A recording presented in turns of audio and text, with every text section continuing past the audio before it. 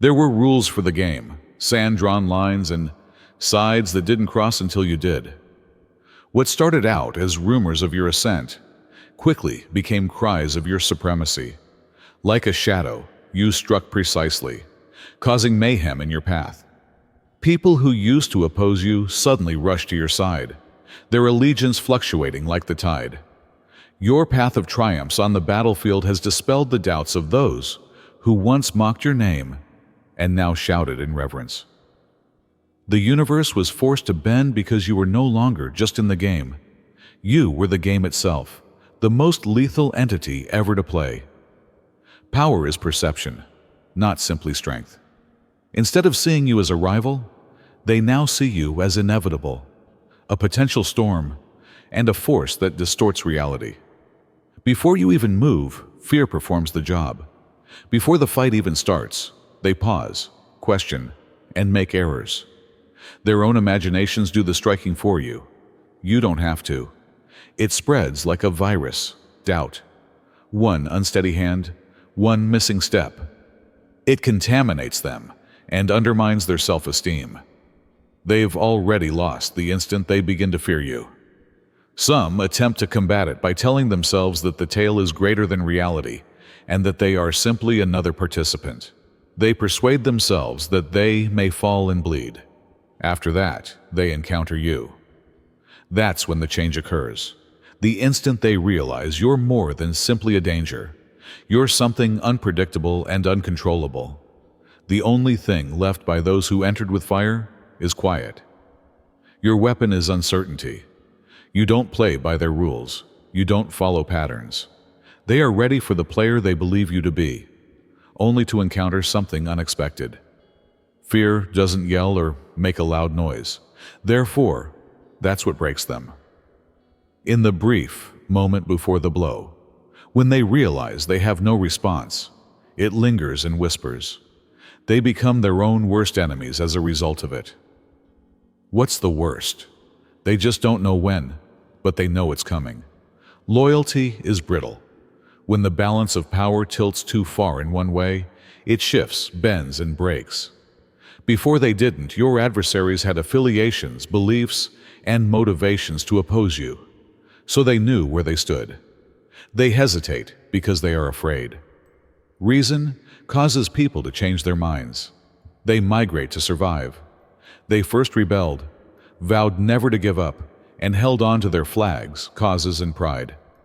However, reality just respects power and doesn't give a damn about pride. They began folding one by one. Some hoped no one would notice their change, so they did it quietly. Others staged public gestures of surrender, abandoning their previous allegiances. In every case, the outcome was the same. They first stood against you before coming to your side, not out of trust or love, but rather because standing anywhere else would mean being completely engulfed. One competitor in particular made a name for themselves by opposing you. They branded you irresponsible, conceited, and destined to fail, and they uttered your name with contempt. At least they thought so until they discovered who you really were. When the time came, they could either join you or fight you. They paused. It just required that. Hesitancy is a foundational fissure, allowing uncertainty to seep in and erode the walls. They understood that they were up against a force rather than just a player. Thus, they shifted sides, as all astute survivors do. Self-preservation, maybe respect, but more profoundly, comprehension. It wasn't a loss when they gave up. Rather, it was enlightenment, the knowledge that they had used their strength resisting the inevitable. Truth is more powerful than any weapon. The conflict ceases to be a war when enough of them cross the line and instead becomes a march, a movement, or a tide that engulfs everything in its path. Your adversaries turn, become your army. Your opponents become your base. The people who vowed never to kneel are now standing by your side voluntarily, not because you made them. Not everyone will acknowledge the reason. Some will say it was a premeditated move, a strategy. However, When no one is there to see it, they realize they were persuaded rather than defeated. There are some who never learn. They make fun of you, they question you, and they firmly believe that you will never ascend.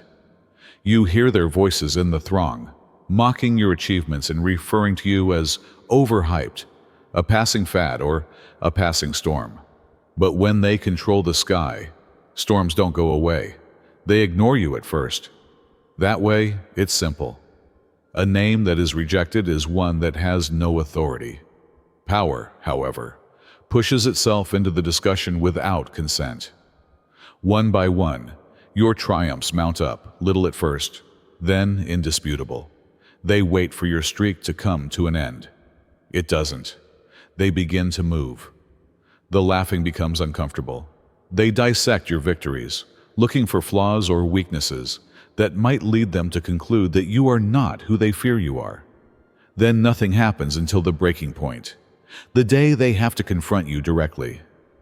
It's evident in their eyes, the way their self-assurance falters, and the way their actions become less precise. Doubt has already established itself. They argue as if they are attempting to make a point, yet the fact cannot be disputed. After the initial hit, the following one lands. With each passing second, reality sets in, and their world becomes smaller. You were never an accident or a fluke.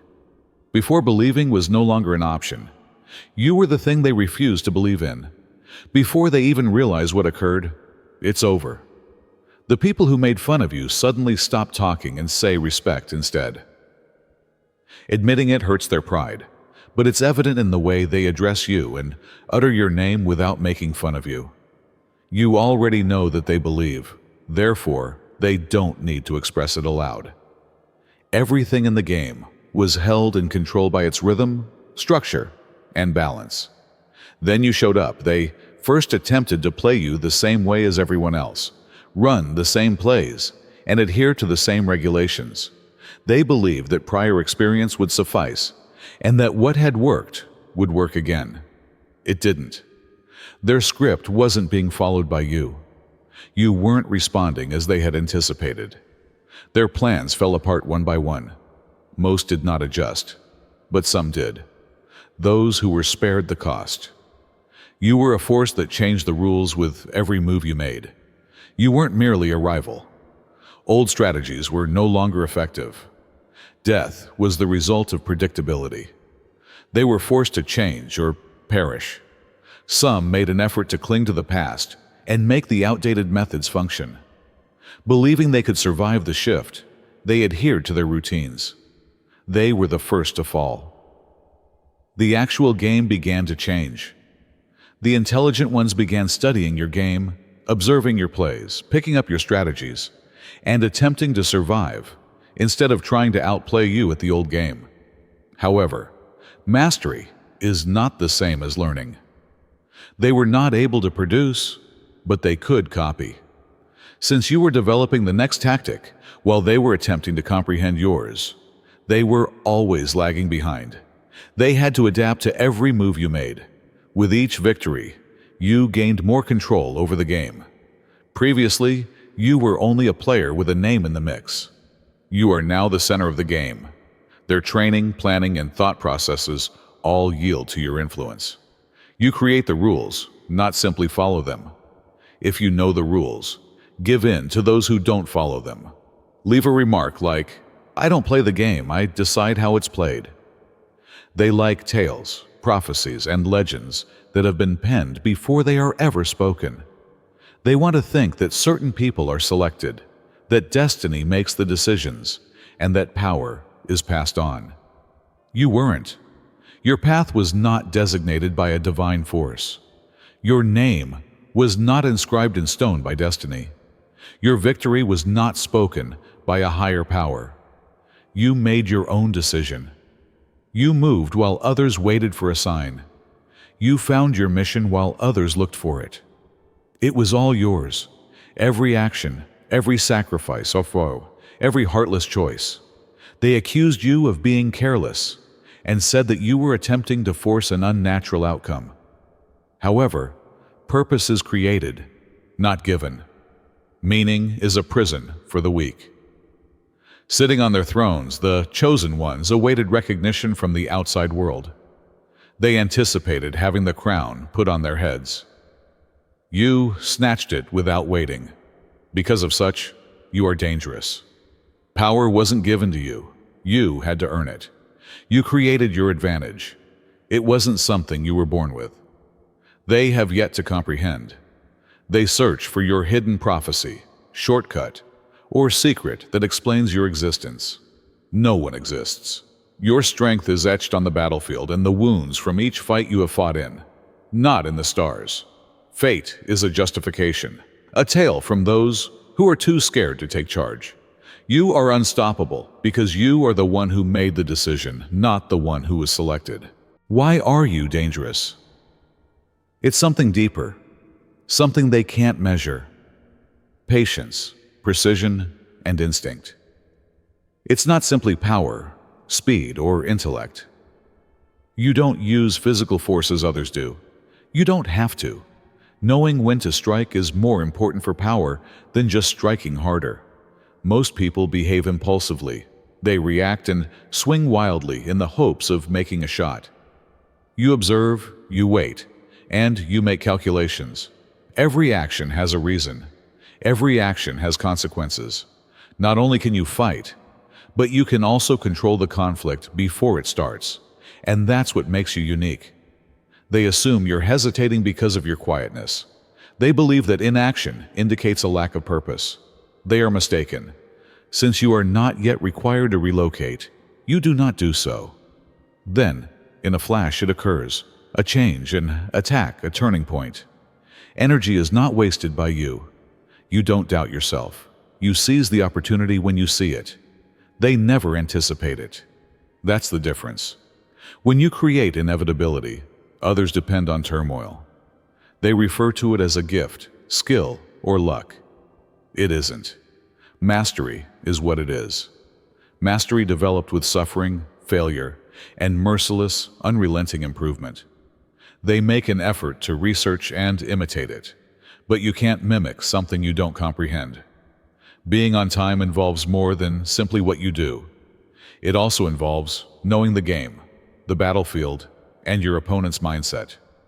You control, direct, and manipulate. You don't simply play. They fear you because you are a certainty rather than just a threat. Let's now take a minute to honor those who were born to stand out and were never intended to blend in. Listen to the chosen ones, the unseen powers, the dark watchers who are always alert, always one step ahead, moving in a unique manner, seeing beyond what others won't notice, and thinking beyond. They create their own path. They don't take the easy one. They fight invisible forces, shattering illusions and changing the course of history. Few people dare to go this route, which is precisely why they do it. Just the unvarnished truth, without any disguises or pretension. For those who realize they were never intended to obey it, it is the obsidian inner order, a haven. More than 450 invincible selected ones, driven by purpose rather than regulations. A fraternity and fraternity of truth seekers, cosmic disruptors, and heavenly warriors. You already know where we are if you can sense it in your bones. The description contains links. If not, it's okay. We'll still be here observing, directing, and changing reality. This is for the people who are just themselves and don't need acknowledgement or permission. Cheers to you. Your ascent caused shockwaves, not just for you. They first believed that it was confined, that your successes were unique, and that your power ended at the battlefield. They were mistaken. Through whispers, deeds, and indisputable evidence, power is dispersed. It was first sensed by those closest to you. They modified their movements, adapted, and adjusted. Subsequently, others in front of them began to move as well, causing a domino effect. The enemies became wary, competitors became cautious. The allies became more acerbic. It was sensed even by those who had never met you. They were forced to. Your weight was causing the game to change. Organizations broke down. Elderly rulers rushed to maintain their thrones. Their were once invincible tactics have suddenly become outdated. They observed you, researched you, and attempted to figure out what made you unique. They made the necessary changes and replicated what they could, since they would be left behind if they didn't. Relevance has replaced survival as the primary concern. Your presence made them reevaluate all of their preconceived notions about power and forced evolution and adaptability. Some resisted, held to the past with bleeding hands, and detested it. It was they who fell first. Because only fools stay still as the landscape changes. The smart ones let the river to take them and reshape themselves in its image rather than resisting it. You altered the rules of the game for everyone, not simply one or dominated. Some people will never acknowledge it. They will act as if their metamorphosis was their own decision and that they were always going in this route. However, the reality is straightforward. You were the reason they changed. They used to make fun of you, accuse you of using careless tactics, and claim that your strategy was wrong. Then they began to lose. They dropped one by one. Their self-assurance crumbled. Their tactics were revealed. Under your feet, their pride crumbled to dust. So they researched you, as all desperate people do. Initially, there were just little adjustments, a modification in their gait, or a fresh perspective. They imitated your precision, patience, and timing. It was strategy, they told themselves, and they were changing, growing, and taking lessons from the battlefield. The reality, however, was more straightforward. They were mimicking rather than just adapting. They turned every gesture they used to mock into a teaching moment. Every choice they had previously ridiculed was now a model. You saw how their haughtiness gave way to silent observation, and how their taunts eventually subsided into calm. They believed you wouldn't notice and that there would be no repercussions if they stole your methods. But that's not how power works. The original is never a copy. The true thing is never a reflection. They were able to imitate your movements, but not your thoughts. They could observe your behavior, but because they weren't made like you, they couldn't duplicate your instinct. They didn't endure the flames. They didn't suffer for every inch of advancement, and they didn't hone their craft from the ashes of their own mistakes. They want mastery without sacrifice, and success without suffering. They will constantly support you because of this. You rewrote the game, not simply learned it, and before it ever belonged to them, every move, every tactic, and every unforeseen change was yours. They were attempting to keep up with something they would never quite comprehend as they pursued a shadow.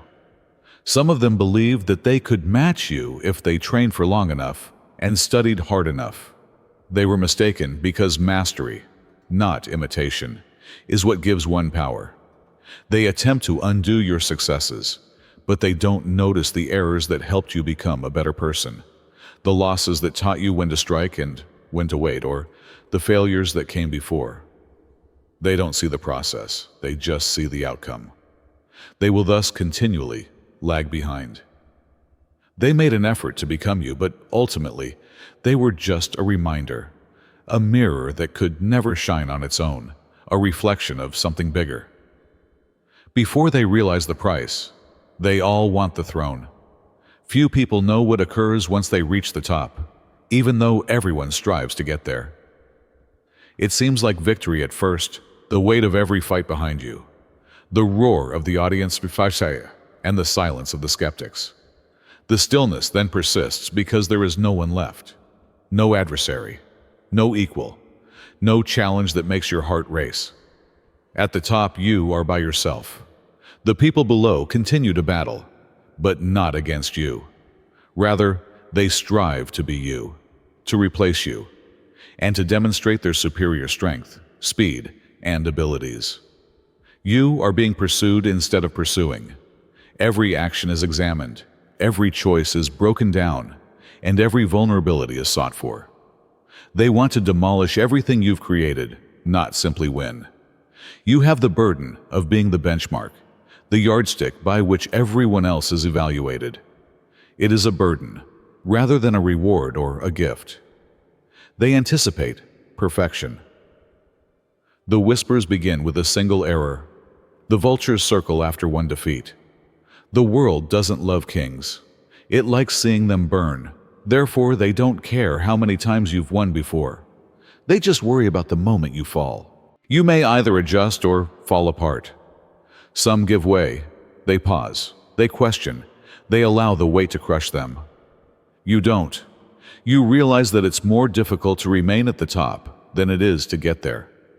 Dominance is a war, a never-ending conflict, not a moment.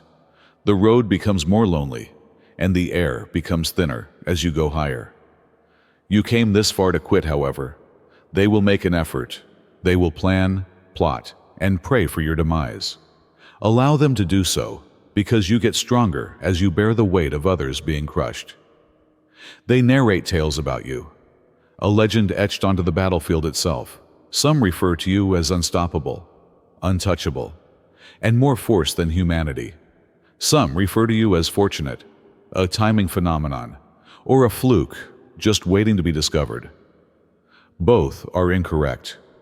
The reality is more harsh, straightforward, and incisive. This is not what you were created for. You were not selected. Your name was not inscribed in history by any prophecy. That's what you did. The true narrative is revealed by each scar. Every setback, every instance when you might have given up, but chose not to. That is not what they want to hear. They are looking for a narrative, something grand, anything that minimizes their own shortcomings and makes your ascent appear inevitable. Because it is unpleasant to face the reality. In actuality, you weren't initially stronger than them. Not that you were smarter. You weren't quicker. You were just unrelenting. You worked while they slept, continued to move when they paused, and pushed when they stopped. They don't want to think so because if they do, it would imply that their position in the game is determined by their decision, rather than by destiny. The true concern is that you just refuse to lose, not that you're unique or that you were meant to succeed. They claim it's easy after seeing your successes. The hours, the monotony, and the suffering are invisible to them. The nights you spend honing your edge while they sleep are hidden from them. They do not see the ascent, but they do see the mountain. That you were given something others weren't, that it was simpler for you, and that you didn't have to endure hardship, is the alternate narrative they tell themselves. Falsehoods. You endured greater hardships, put forth more effort, endured setbacks, losses and failures, and persisted. You stand where others don't because of this. Myths, however, are simpler to accept than facts. Myths provide your achievement an impossibility, something beyond their control. They are frightened by the fact that reality gives them a choice, since they could have made the same decision if it had been an option. However, they didn't. You did. The mythology will always be less significant than the fact because of this. What happens when there is no one left to oppose? When all competitors have fallen? When all adversaries have given up?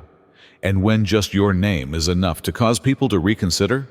This is the last phase, the pinnacle, the moment when victory is expected rather than a question. However, there is a cost to expectations. Legends never sleep. There is no sleep for kings. Once you have power, it doesn't go away. Rather, it becomes heavier. You altered the game, disregarded the previous regulations, and imposed a new order. But rebellion is invited by order.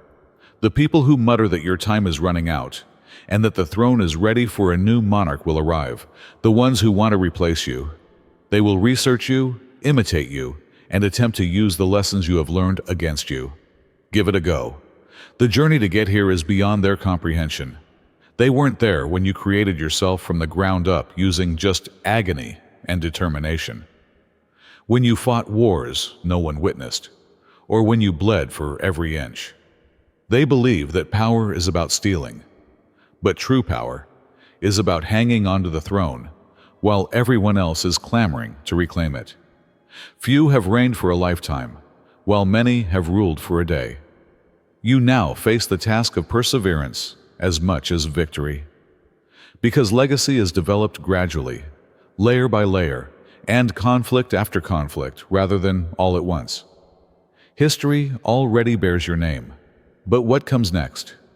Will people remember you as a god, a dictator, a king, or something else entirely? The deadliest leave more than just a mark. They leave a gaping hole that is so big and impenetrable that no one is willing to fill it. They sense your absence, not just remember you. Because you become it, rather than because you played it, the game will never be the same.